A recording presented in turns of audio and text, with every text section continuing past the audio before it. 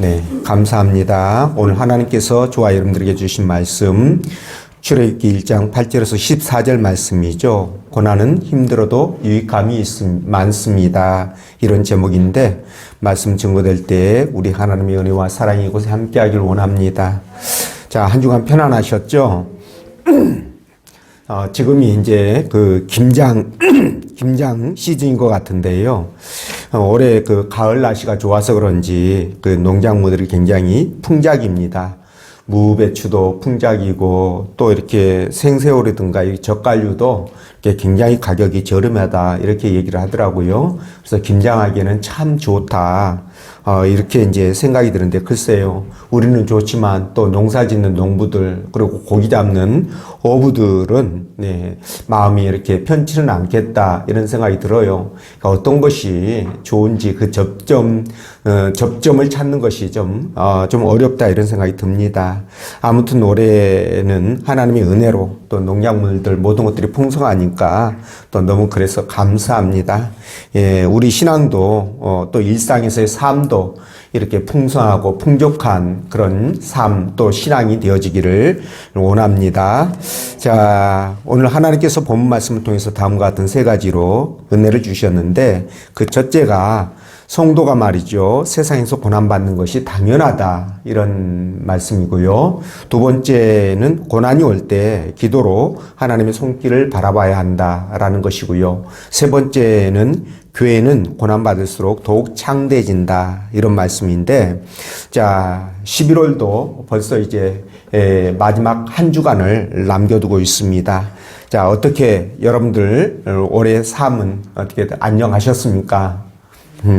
이렇게 질문하면 뭐 그렇게 안녕하셨다라고 대답하시는 분도 있을 것이고 또 그렇지 못해서 또 안타까워하시는 분도 계실 텐데 이 고난이 없고 어려움이 없고 이렇게 순적하게 잘 지냈다면 참 감사할 일이죠. 예. 그런데 고난과 고통을 겪었거나 또는 겪고 있다면 뭐 힘내시기 바랍니다. 자, 그런데 말이죠. 구원받은 백성은요, 이 땅을 살아갈 때 이 고난이 어쩌면 당연한 것입니다. 예, 이게 없는 게 좋은 게 아니라 이게 당연하니까 있을 수밖에 없다는 뜻이죠. 왜 그러냐면 원수마귀 사단은 말이죠. 우리가 편안하게 행복하게 살아가는 것을 결코 원치 않습니다. 그냥 두지 않는다는 거죠. 우리 그 말에 호사다마라는 말이 있잖아요. 좋은 일에는 흔히 안 좋은 일이 따른다라는 이 호사다마라는 말이 있는데 아마 이 말을 처음 사용했던 사람은 아마 영적 메커니즘을 모르고 썼을 것입니다. 그런데 이 말 자체가 사실은 참 기독교적이다 이런 생각이 들거든요. 고난 때문에 힘들고 어려움은 있지만, 그럴 때 우리가 영적 원리를 잘 이해하시고, 오직 하나님만 바라보면서 믿음으로 이런 고난과 어려움을 극복해 나가셔야 됩니다. 자, 그러면 우리에게 더욱 창대케 되는 은혜를 주신다. 이렇게 말씀하셨기 때문에 잘 극복하심으로 이런 은혜를 받아 누리는 여러분 되시기 바랍니다. 자, 그럼 본문 말씀을 따라가면서 구원받은 백성에게 왜 고난이 찾아오고 어떻게 극복하고 또 어떤 복을 잘 극복하면 어떤 복을 받는지 성령께서 들려주시는 하나님의 음성을 듣도록 하겠습니다. 자, 첫째로 성도가 세상에서 고난받는 것은 당연합니다. 11절 말씀 읽어봅니다. 시작.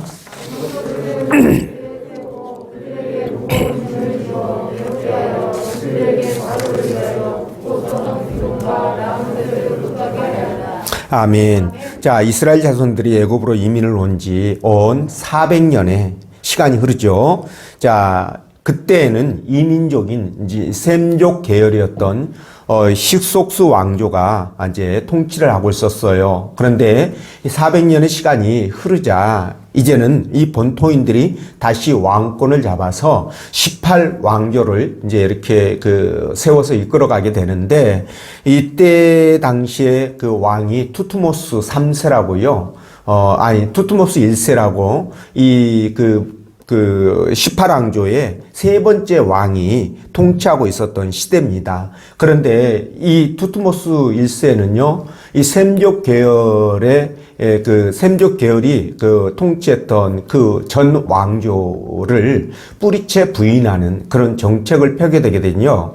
근데 그때 당시 그 전 왕조에서 애굽이 총리로 이렇게 일을 했지 않습니까? 그렇죠? 그래서 이 애굽의 총리를 지냈던 요셉에 대해서도요.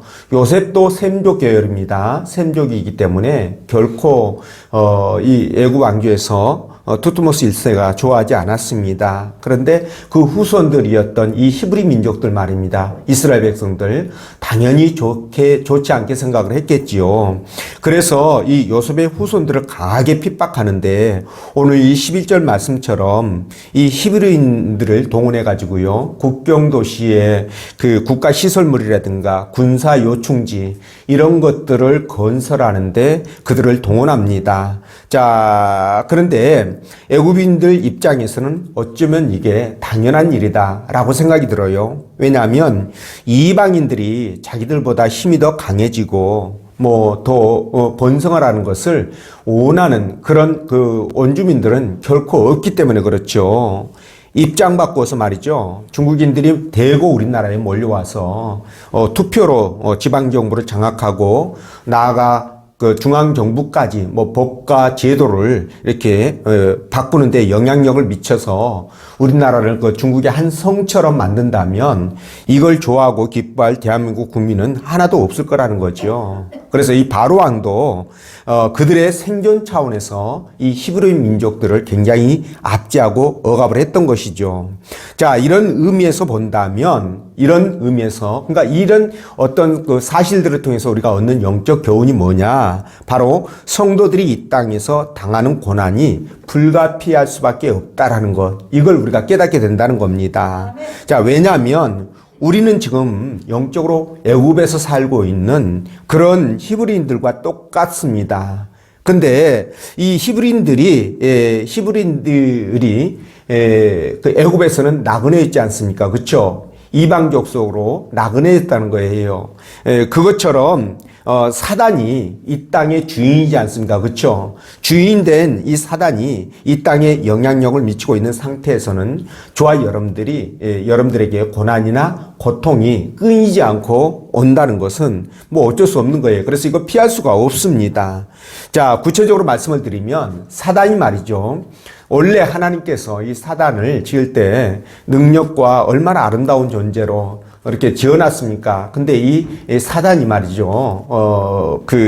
교만해져가지고 하나님과 대적하려고 그렇게 했다가 이 땅으로 쫓겨나지 않습니까? 그쵸? 여기 이사야 14장, 에스겔 28장, 누가복음 10장에서 이 내용을 말씀하고 있는데요. 그래서 이 세상으로 쫓겨난 사단이 세상을 장악하고 이 땅에 있는 족속들을 자기의 종으로 삼고 통치하고 있습니다. 그래서 에베소서 2장 2절에서는요. 그때 너희는 그 가운데 행하여 이 세상 풍요를 따르고 공중의 권세 잡은 자를 따랐으니 곧 지금 불순종의 아들들 가운데 역사하는 영이라. 이렇게 사단을 공중 권세 잡은 자로 그렇게 표현을 하고 있습니다. 또 에베소서 6장 12절에서도요. 사단을 가리켜서 어둠의 세상 주관자다 이렇게 말씀하고 있거든요. 그러니까 이런 말씀들을 볼 때 사단이 이 세상을 지배하고 장악하고 있구나 라는 것을 우리가 금방 알 수가 있어요. 그리고 주님도 이 사단에 대해서 뭐라고 말씀하십니까? 세상 임금이다 이렇게 요한복음 12장 31절에서 말씀을 하고 있습니다. 그렇기 때문에 이렇게 사단이 세상의 임금으로 이 세상을 장악하고 있기 때문에 예수 믿는 저와 여러분들, 사단과는 전혀 다른 그런 영적 존재인 저와 여러분들은 고난과 핍박을 받을 수밖에 없다는 거예요. 그렇기 때문에 우리가 이런 사단과 싸워서 이기기 위해서는 어떻게 해야 되느냐? 먼저 사단이 이 세상을 장악하고 있는 세상 임금이라는 것을 알아야 됩니다. 그걸 알아야 효과적으로 싸울 수 있잖아요. 네, 사단은 빛과 진리를 굉장히 싫어합니다. 그죠? 반면에 죄악과 어두움을 굉장히 좋아하죠. 그러다 보니 여러분 미운 다툼, 시기 질투, 불평, 불만, 분열, 분쟁 이런 것들이 말이죠. 사실은 우리가 그냥 그것을 하는 것처럼 이렇게 보통 생각들 하지만 그 이면에 사단의 역사가 있다는 것을 아셔야 됩니다. 그래서 사단은요, 특히나 믿는 자들, 예수 믿는 자들이 잘 먹고 잘 사는 거, 행복하게 사는 거, 이거 진짜 못 보거든요. 예. 그래서 그것을 해방하고, 예, 방해하기 위해서 얼마나, 분탕질을 하고 요동을 치는지 모릅니다. 그런 과정 속에서 우리에게 고난이 오는데요. 그러니까 이런 고난이나 아픔이나 어려움이 오면 여러분, 아니, 내가 예수 믿는데 왜 이런 일들이 나한테 오느냐라고 이상하게 생각하지 말고요. 당연히 올 수 있다 이렇게 생각하면서 그것을 이기고 나가셔야 된다는 겁니다. 그래서 에베소서 4장 12절 13절에 뭐라고 말씀하시느냐.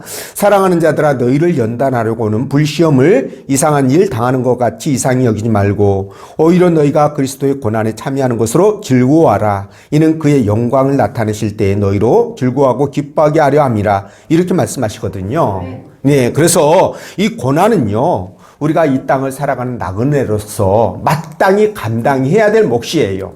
그리고 이 고난이 올 때 사실은 저와 여러분들이 하나님의 참 아들이다. 예, 그걸 인정받는 그런 좋은 기회라고 생각하시고 이것에 대해서 적극적으로 잘 대처하셔야 된다는 겁니다. 그래서 디모데후서 3장 12절에서도요. 이렇게 말씀하셔요. 무릇 그리스도 예수 안에서 경건하게 살고자 하는 자는 박해를 받으리라. 네, 경건하게 살고자 하는 자는 박해를 받는다. 그러니까 예수 믿고 말씀대로 성실하고 신실하고 진실하고 정직하고 바르게 이렇게 살려고 하면 박해를 받는다는 거예요. 왜? 그것을 좋아하지 않는 무리들이 있기 때문에 그래요. 정말 세상에 이렇게 눈을 돌려보면, 뉴스를 보면은요, 또 세상에 돌아가는 그 사람들의 이렇게 모습들을 보면 얼마나 악한지 모릅니다. 진짜. 그냥 저기 멀리 떨어져서 무인도라든가, 그죠? 저기 산 속에서 뭐 이렇게 그냥 모든 문명 기기들을 다 차단하고 그렇게 살아갔으면 좋겠다는 생각이 들 때도 있습니다. 그렇게 악한 이 사람들 가운데 예수 믿는 사람들이 신앙을 지키면서 믿음으로 살아가기가 얼마나 어려운지 몰라요. 예, 이런 시대에서 그렇게 살아가는 자체가 고통일 수 있습니다. 믿음이 신실한 사람들에게는요. 네, 그래서 이런 것을 이렇게 이런 고통들, 아픔들이 있는데 삶 가운데서 당하는 모든 일들도 그렇고요. 그렇기 때문에 이런 고난들이 올 때, 그럼에도 불구하고 올 때 말이죠. 그냥 감사하시라는 거예요. 왜냐하면 하나님께서 모든 것을 아시고 또 고난으로 인해서 얻는 유익함이 많기 때문에 그렇습니다. 자, 다윗 왕 보십시오. 이 다윗은요. 사울 왕과 이스라엘을 블레셋에서 구해냈지 않습니까? 그렇죠? 구해낸 영웅인데 이를 시기해 가지고 사울 왕이 죽이려고 하자 광야를 무려 10여 년 동안 이 광야를 전전하게 됩니다. 그 과정에서 여러분 다윗이 목숨을 부지하려고 이 블레셋의 아기스 왕에게, 가드의 아기스 왕에게 자기 목숨을 의탁하는, 자기 생사를 맡기는 그런 일이 생깁니다. 뿐만 아니라 그가 목숨을 부지하기 위해서 침을 흘리며 미친 척까지 했지 않습니까? 근데 여러분 생각해 보십시오. 이 블레셋 족속은 유대인들 입장에서 보면 이거 정말 무할례자들 아닙니까? 천천지 원수입니다. 무할례자에 그치는 것이 아니라 유대인들에게는 천천지 원수예요. 철천지 원수입니다. 근데 이런 자들에게 가서 목숨을 의탁하고 미친 척까지 하면서 생명을 구걸해야 되는 거, 이거는요 고난을 넘어서 치욕입니다. 그죠? 무슨 잘못이 있는 것도 아니고 단지 나라를 구한 것밖에 없는데, 왕과 나라를 위해서 충성한 것밖에 없는데 이렇게 감당하기 어려운 치욕과 수모를 겪어야 하니 고난도 이런 고난이 없다, 이런 생각이에요. 자, 그렇지만 여러분, 다윗은요, 이 고난을 넘어서면서부터 어떻게 됐습니까? 하나님의 본격적인 도우심을 받아서 이스라엘의 제2대 왕이 되는 놀라운 놀라운 역사를 이루어가는 기틀을 다지게 된다는 거예요. 예, 얼마나 대단합니까, 여러분? 그러니까 고난이 나쁜 건 아닙니다. 요셉도 마찬가지죠. 어린 나이에 형들에게 죽을 뻔했잖아요. 그리고 애굽으로 팔려가게 됩니다. 그런데 말이죠. 이 애굽이 그런 과정 속에서도 하나님의 도우심으로 애굽의 총리가 되지 않습니까? 그죠? 또 주님도 마찬가지예요. 유대인들의 시기와 질투 때문에 십자가에 못 박혔지만 오히려 이 고통과 고난 때문에 우리 주님은 당신이 이 땅에 오신 목적을 이루게 되지 않습니까? 그렇죠? 네, 그리고 아주 지극히 높임을 받아서 하나님 보좌 우편에 앉아 계시는 그런 복을 누리고 계십니다. 자, 그리고 사도 바울도 마찬가지예요. 복음을 전하다가 얼마나 많은 고통과 그 고난과 역경을 겪었습니까? 그리고 끝내는 순교를 당하지 않아요. 그죠? 그런데 말이죠. 이것 때문에 복음이 널리 퍼지게 되어서 세계 복음화의 길을 열리게 되었다는 거예요. 그러므로 여러분, 고난이 오고 어려움이 닥쳐도 당황하지 말고요. 고난당할 때 피할 길을 열어주시는 그런 하나님, 그 하나님을 기대하면서 우리가 그것을 능히 이기고 나가야 된다는 거예요. 예, 어려움이 올 때 말이죠. 고난이 온다고 해가지고 두려워하거나 낙심하지 말라는 겁니다. 아까 말씀 읽은 것처럼 오히려 기뻐하는 그런 우리가 돼야 될 줄로 믿습니다. 그래서 진짜 우리가 현재 이 고난만을 바라보면서 힘들어한다면 이스라엘 백성들과 전혀 다를 바가 없죠. 그죠? 예. 그래서 비록 현재가 어렵고 힘들어도 하나님만 바라보셔라. 그죠? 그럴 때 힘이 생기고 소망이 생기고 또 담대해지고 그리고 고난을 이기는 능력까지 얻게 될 것이다. 이렇게 성경은 말씀하십니다. 자, 여러분도 잘 알고 있다시피 종교 개혁자였던 요한 칼빈 아시죠?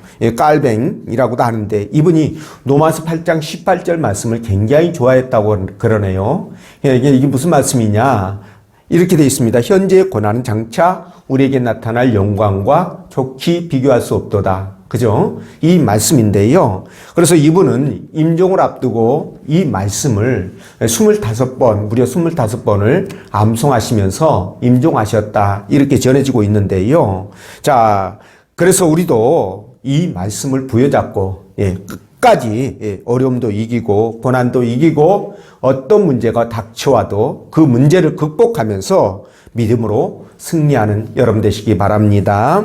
자, 그리고 두 번째, 고난이 올 때 기도로 주님의 손길을 바라봐라. 이렇게 말씀을 드리고 싶은데 11절 말씀 읽어봅니다. 시작.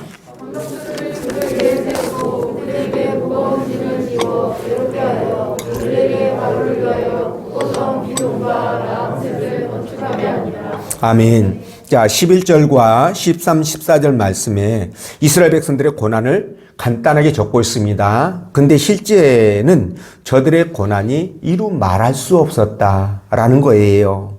자, 이를 그들에게 엄중하게 아주 빡세게 속된 말로 시켰는데도 저들의 인구가 계속 증가하는 거예요.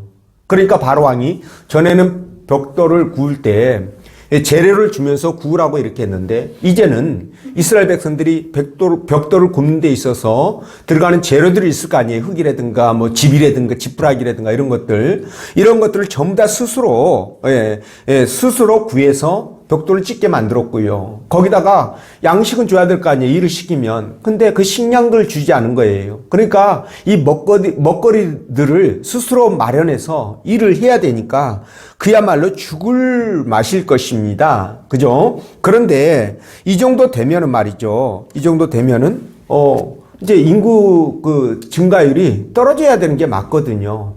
이제 피곤하니까 일 끝나고 새벽에 나갔다 밤늦게 들어오면은 집에 이제 잠자느라고 이제 정신없을 거 아니에요. 또 새벽에 일어나서 나가야 되니까. 근데 인구는 계속 늘어납니다. 그러다 보니까 뭐예요? 특단의 조치로, 예.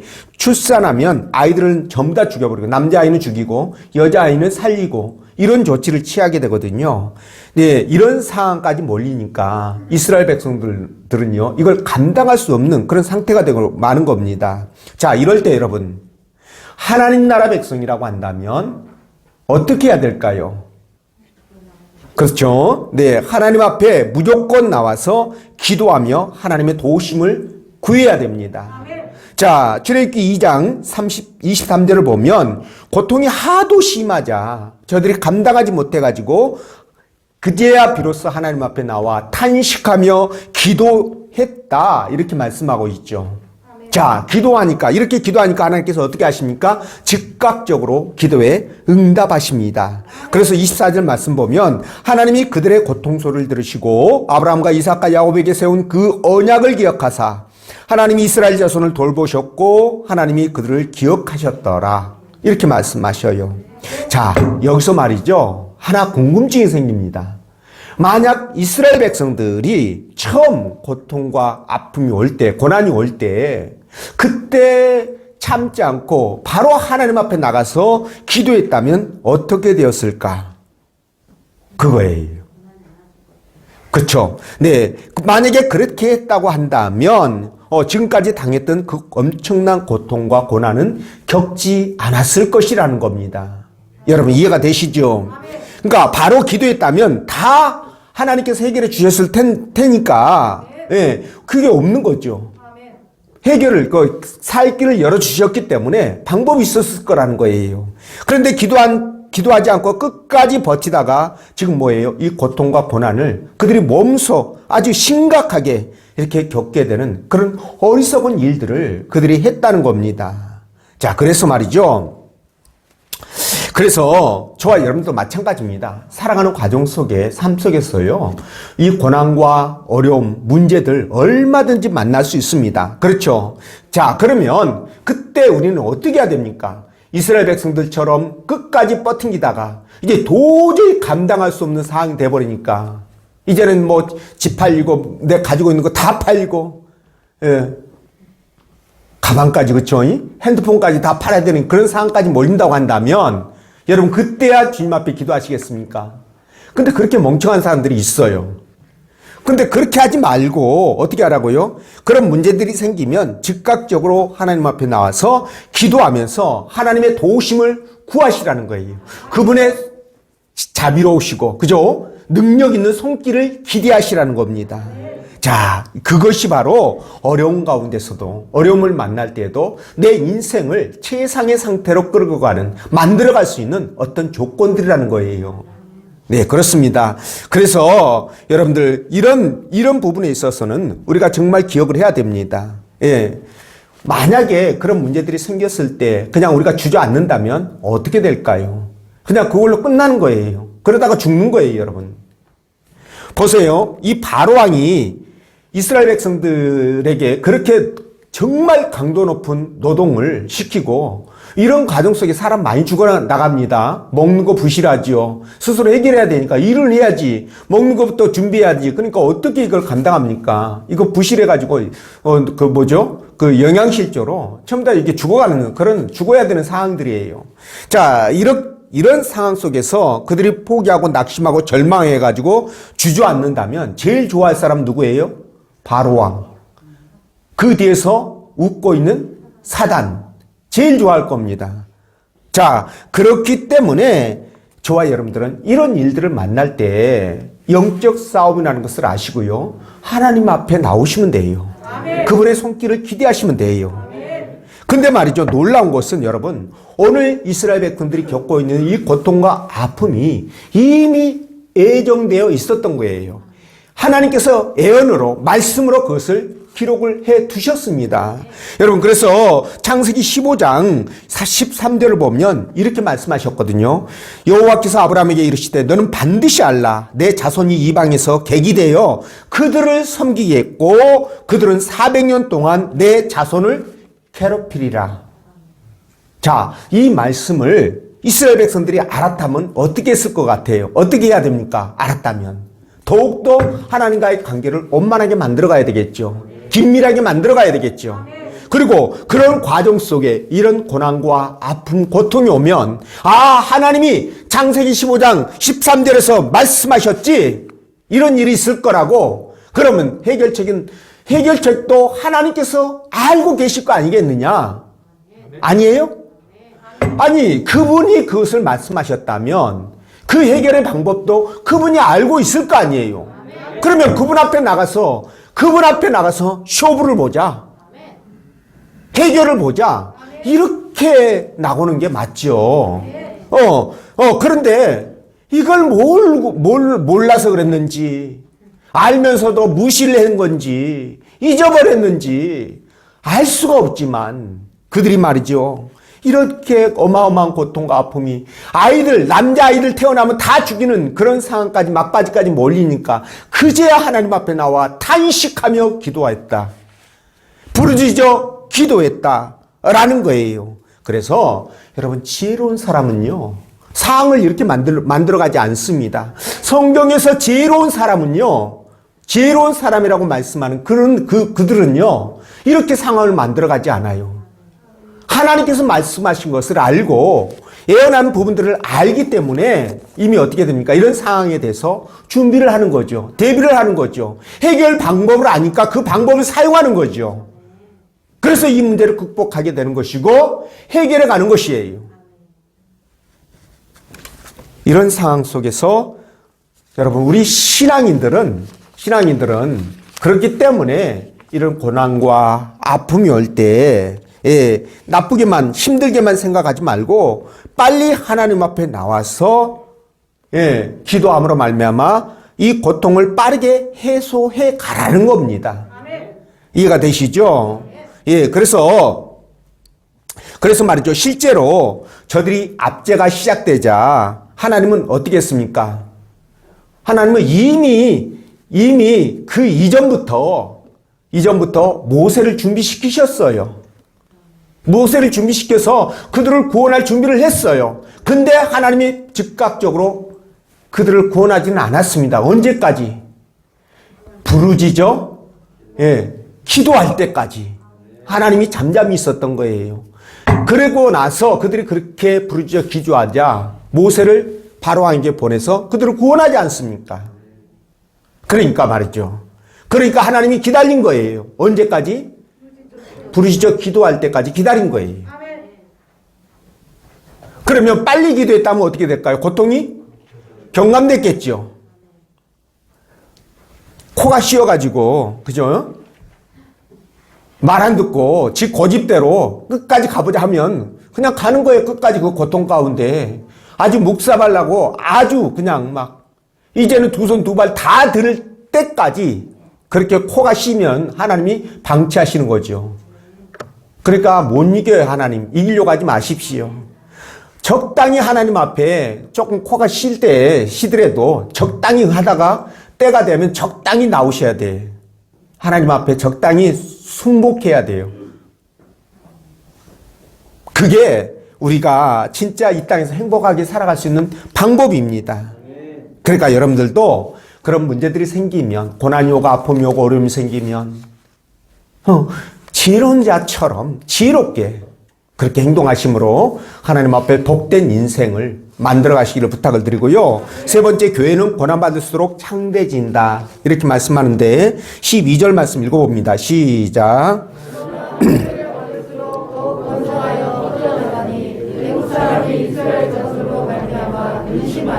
아멘.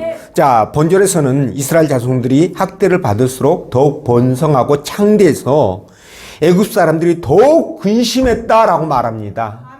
자, 여러분 참 기가 막히죠. 아까도 잠깐 말씀드렸지만 그렇게 힘들게 새벽별 보고 나갔다가 밤에 별을 보고 들어와서 밥 먹고 씻고 자기도 그냥 골아 떠서 잠을 자야 되는데 아니 인구가 불어난다는 거예요. 아니 이게 어떻게 설명을 해야 됩니까? 이건 하나님의 역사가 아니고는 설명이 안 되는 부분이에요. 여러분. 하나님의 역사가. 하나님이 그렇게 하신 거예요. 지금 인구를 늘리시려고. 대단하죠? 자, 이걸 볼 때 말이죠. 우리가 깨닫는 게 있습니다. 야, 믿는 사람들, 특히 교회는 세상으로부터 핍박을 받을 때, 고난을 받을수록 어떻게 된다? 더욱 왕성해지고 그 생명력이 끈질기게 더 강성해진다는 거예요. 강해진다는 거예요. 이걸 느끼는 것입니다. 기가 막히죠. 그렇죠? 자, 근데 말이죠. 이 사실은 이미 역사적으로 증명이 된 것이에요. 여러분, 초대교회 때 얼마나 유대인들의 박해가 심했습니까? 또 로마의 박해도 있었고요. 근데 그때 당시만 하더라도 로마가 본격적으로 박해하지는 않았어요. 그냥 유대인들의 박해가 심했다 보시면 됩니다. 그런데 그 박해 속에서도 어떻게 됐습니까? 초대교회는 더욱더 사람들로 차고 넘쳐요. 흥왕해져가는 역사가, 더 부흥하는 역사가 일어났었습니다. 그리고 로마 시대 때는 어땠습니까? 로마는 정책적으로 기독교를 핍박했습니다. 뭐 잡아서 거의 막 순교해. 그러니까 로마에 있는 카타고만 아시지 않습니까? 공동묘지 밑에다가 동굴을 만들어서 거기에 기독교인들이 들어가서 예배드리고 거기서 신앙생활하면서 그 군락을 이뤄서 단체 생활을 했던 부분들, 공동체 생활을 했던 부분들 아시잖아요. 그럴 정도로 로마가 기독교를 굉장히 박했어요. 근데 희한하게도 그렇게 박해를 하면 할수록 어떻게 됐다? 기독교는 더욱더 복음이 빠르게 전파되는 거예요. 많은 사람들이 예수를 믿게 되는 겁니다. 그러다 보니까 어떻게 돼요? 결국은 이 기독교가 로마 제국의 국교로 되잖아요. 기독교가 로마를 집어 먹어버린 겁니다. 쉽게 말해서. 그런 역사가 있었던 거예요. 반대로 여러분, 교회가 아무 근심 걱정 없이 너무 편안하고 좋으면 성장이 정체됩니다. 그리고 부패해가지고, 여러분, 부패해가지고 사람들에게 손가락질 받게 됐는데, 그게 바로 중세시대 때 종교개혁으로 이어지지 않았습니까, 여러분? 교회가 편안하고 안전하고 너무 좋고, 그러면 이런 문제들이 생기는 거예요. 네. 그렇기 때문에 예수 믿는 사람들, 교회는 어떻게 될까요? 박해를 당할 때, 고난을 받을 때 불평하거나 시험에 들기보다는 어떻게 된다고요? 그냥 그 고난을 통해서 역사하시는 하나님을 바라보면서 그분의 선하신 뜻을 우리가 깨닫고, 그리고 고난 뒤에 오는 그 축복을 기대하면서 믿음으로 그것을 극복해 나가야 된다라는 것입니다. 예, 고난은요, 고난과 축복은 동전의 양면이에요. 예, 고난이 있으면, 이쪽 면이 고난이면 뒤에는 축복입니다. 동전의 양면이에요, 여러분. 이 호사다마가 좋은 일 있으면 나쁜 일도 따라온다는 말이라고 그랬잖아요. 그런 것처럼 고난이 오면은요, 그 뒤에 반드시 축복이 함께 옵니다. 네, 함께 와요. 자, 그렇기 때문에 고난이 오면, 아, 하나님이 나한테 무슨 하실 말씀이 있구나. 나를 통해서 뭘 이루고 싶은 것이 있구나. 또, 고난 뒤에 내가 이걸 잘 극복하면 하나님이 어떤 복을 주실까. 이걸 기대하면서 말이죠. 더 겸손하게 하나님의 뜻을 구하고 신앙을 바르게 세워나가야 되는 거예요. 네, 그럴 때 우리에게 하나님이 감동하시겠죠. 그래서 원래는 쟤한테 한 100억만 주려고 그랬는데 생각해 보니까 너무 이뻐. 그래서 내가 1000억을 줘야 되겠다. 이런 거 아니겠습니까? 요즘은 하도 몇백억, 몇천억 막 이러다 보니 도둑질 해먹는 놈들도 100단위가 아니에요. 1000단위, 1000억, 1조 단위 막 이렇게 도둑질을 해먹으니까 돈이 여기 같지가 않아요. 그래서 저도 100억으로 한번 늘려봤습니다. 자, 어린 요셉에게 말이죠. 엄청난 고난이 왔을 때, 어릴 때 말이죠. 고난이 왔잖아요. 예, 그럴 때도 그렇고, 보디발 장군의 집에 팔려갔을 때, 거기서 이제 그 사환으로 이르지 않았습니까? 그때 이제 애매한 무고죄입니다. 예, 무고인데, 죄도 짓지 않았는데 말이죠. 그렇게 애매한 고난이 닥쳤을 때 말이죠. 이 요셉은 불평불만 한마디 하지 않았어요. 그냥 온몸으로 겪습니다. 어떻게 그런 마음이, 그런 믿음이 있었을까? 저는 아마 그의 아버지 야곱으로부터 물려받았을 거라고 생각하는데요. 그래서 그런 마음으로 하나님이 살아계심을 믿고 감당해 나가는 과정 속에 하나님 그에게 어마어마한 복을 주시지 않습니까? 그렇죠? 예, 이런 것들을 우리가 볼 수가 있습니다. 자, 그래서 바로 왕의 이 막강한 권력이 하나님이 함께 하시는 이스라엘 백성들이 창대하게 되는 것을 막지 못한 것처럼 지금도 마찬가지예요. 오늘날 이 공중 권세 잡은 하늘의 이 악한 영들이 사단이 하나님이 함께 하시는 그의 백성들을 이기지 못한다는 겁니다. 그의 백성들이 잘 되는 것, 번영하는 것을 막지 못한다는 거예요. 여러분 믿으십시오. 그렇기 때문에 우리는 어떤 고난이 와도 낙심하거나 탄식할 것이 아니라 주의 구원이 가까이 이르렀구나. 하나님이 함께 하시구나. 이것을 꼭 기억하시면서 기도로 이기고 나가시기를 부탁을 드립니다. 그런 여러분 되시기를 주의 이름으로 축원드립니다. 기도합니다.